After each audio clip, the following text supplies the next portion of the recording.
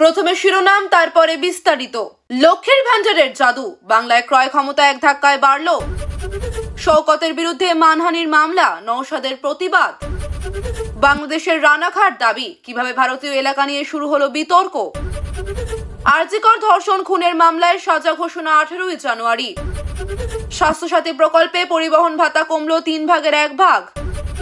খালিস্তানি জঙ্গি নির্জরের খুনে ধৃত 4 ভারতীয়ের জামিন মঞ্জুর। ডিভিসি জল বিতর্কে অধীরকে মামলা প্রত্যাহারের নির্দেশ দিল কলকাতা হাইকোর্ট। লক্ষ্মীর ভান্ডারে জালিয়াতি, বিডিওর তদন্তে বিজেপির কাটমানি অভিযোগ। বাংলায় ফের বৃষ্টির পূর্বাভাস, শীতের আমেজে তাপমাত্রা কিছুটা কমল। এইচএমপিভি আতঙ্ক, লকডাউন নিয়ে রটে গেল ভুয়ো খবর, কেন্দ্রীয় স্বাস্থ্যমন্ত্রক কি জানালেন। সবার আগে সারাদিনের শীর্ষে থাকা নির্ভরযোগ্য খবর পেতে এখনই ভিডিওটিতে একটি লাইক করে চ্যানেলটি সাবস্ক্রাইব করে দিন। নমস্কার, এতক্ষণ দেখছিলেন শিরোনাম, এবার বিস্তারিত। লক্ষ্মীর ভান্ডারের জাদু, বাংলায় ক্রয় ক্ষমতা এক ধাক্কায় বাড়ল। এবার কেন্দ্রীয় সরকারের রিপোর্টে বাংলার লক্ষ্মীর ভান্ডার বড় স্বীকৃতি পেল। Household consumption expenditure survey report বলছে, বাংলার লক্ষ্মীর ভান্ডারের মতো প্রকল্পগুলি ভোগ্যবস্তুর ক্রয় ক্ষমতা বাড়িয়ে দিয়েছে। গোটা দেশে এই বৃদ্ধির হার যেখানে 3.5%, সেখানে পশ্চিমবঙ্গে এই বৃদ্ধির হার 5.39%। দেশে এক বছরে মাথাপিছু গড় ক্রয় ক্ষমতা 3,860 টাকা থেকে বেড়ে হয়েছে 4,247 টাকা। শওকতের বিরুদ্ধে মানহানির মামলা, নওশাদের প্রতিবাদ। তৃণমূল বিধায়ক শওকত মোল্লার বিতর্কিত মন্তব্যের প্রেক্ষিতে আদালতে মানহানির মামলা দায়ের করলেন আইএসএফ এর বিধায়ক নওশাদ সিদ্দিকী। শওকত সম্প্রতি নওশাদকে জঙ্গি বলে আক্রমণ করেছিলেন বলে অভিযোগ জানিয়ে রাজনৈতিক মহলে বিতর্ক তৈরি হয়। এই মন্তব্যের প্রতিবাদ জানিয়ে ব্যাংশালের অতিরিক্ত মুখ্য বিচার বিভাগীয় ম্যাজিস্ট্রেট আদালতে মামলা দায়ের করা হয়েছে। আইনি পথে জবাব দেবেন বলে জানান তৃণমূল বিধায়ক। বাংলাদেশের রানাঘাট দাবি, কিভাবে ভারতীয় এলাকা নিয়ে শুরু হলো বিতর্ক। বাংলাদেশ রানাঘাটের একটি 5 কিলোমিটার এলাকা নিজেদের বলে দাবি করেছে, যা কোদালিয়া নদী থেকে প্রবাহিত হয়ে ভারতের মহেশপুর সীমান্তে আসে। বাংলাদেশ এটি নিজেদের অংশ হিসেবে দাবি করছে, যা 1961 সালে পূর্ব পাকিস্তান হিসেবে তাদের মানচিত্রে ছিল। তবে 1975 সালে ভারত বাংলাদেশ সীমান্ত চুক্তি অনুযায়ী এই এলাকা ভারতের অন্তর্গত। বর্তমান পরিস্থিতিতে বাংলাদেশের এই দাবি নতুন বিতর্কের জন্ম দিয়েছে। সীমান্ত চুক্তির পরও কেন নতুন দাবি উঠল তা নিয়ে প্রশ্ন উঠছে রাজনৈতিক মহলে। আরজিকর ধর্ষণ খুনের মামলায় সাজা ঘোষণা 18 জানুয়ারি। আরজিকরের ধর্ষণ ও খুনের মামলার বিচার প্রক্রিয়া শিয়ালদা আদালতে শেষ হয়েছে। আগামী 18 জানুয়ারি দুপুর 2:30 নাগাদ আদালত এই মামলায় সাজা ঘোষণা করবে। উল্লেখযোগ্য, গত 11 নভেম্বর থেকে এই মামলার বিচার শুরু হয়েছিল, যা টানা 2 মাস ধরে চলছে। সিবিআই ইতিমধ্যে চার্জশিট জমা দিয়েছে, যেখানে একমাত্র অভিযুক্ত হিসেবে ধৃত সিভিক ভলেন্টিয়ারকে উল্লেখ করা হয়েছে।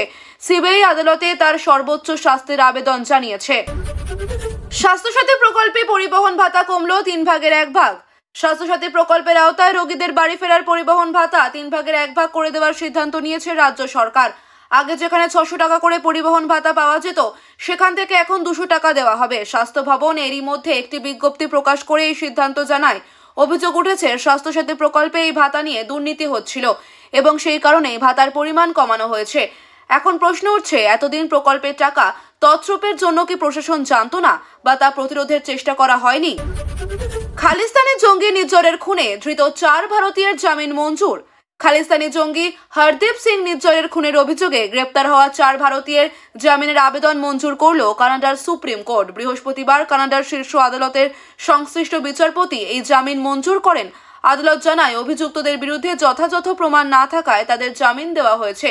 পাশাপাশি আদালত ঘোষণা করেছে, এই মামলার পরবর্তী শুনানি হবে আগামী 11 ফেব্রুয়ারি। ডিভিসি জল বিতর্কে অধীরকে মামলা প্রত্যাহারের নির্দেশ দিল কলকাতা হাইকোর্ট।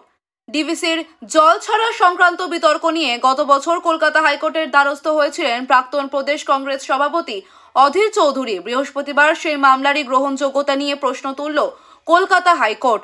অধীরকে মামলা প্রত্যাহার করতে হবে বলে প্রধান বিচারপতি টি.এস. শিবজ্ঞানম এবং বিচারপতি হিরণময় ভট্টাচার্যের ডিভিশন বেঞ্চ বলে, প্রথমে আপনার তথ্য সংগ্রহ করা উচিত। সংবাদপত্রের 2টি পাতা তুলে ধরে মামলা করেছেন।